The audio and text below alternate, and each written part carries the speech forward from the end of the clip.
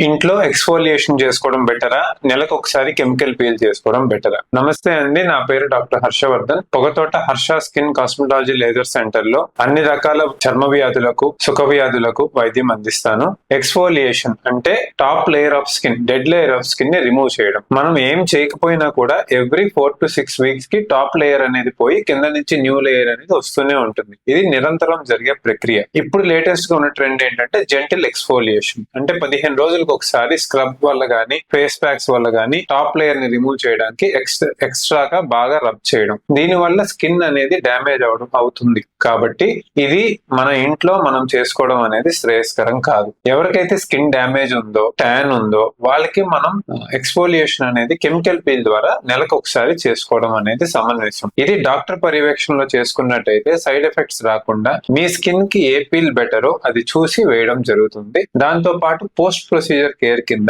ఒక sun screen and ఒక gentle moisturiser and ఒక skin serum depending on your skin type అనేది suggest చేయడం జరుగుతుంది. సో ఎప్పుడు డాక్టర్ పర్యవేక్షణలో చేసుకునే కెమికల్ పీల్సే సేఫ్. ఇంట్లో స్క్రబ్బింగ్స్ గానీ, ఎక్స్ఫోలియేషన్స్ గానీ ఫ్రీక్వెంట్ గా చేయడం ద్వారా స్కిన్ డ్యామేజ్ అనేది జరుగుతుంది. కాబట్టి ఇలాంటివి అవాయిడ్ చేయండి.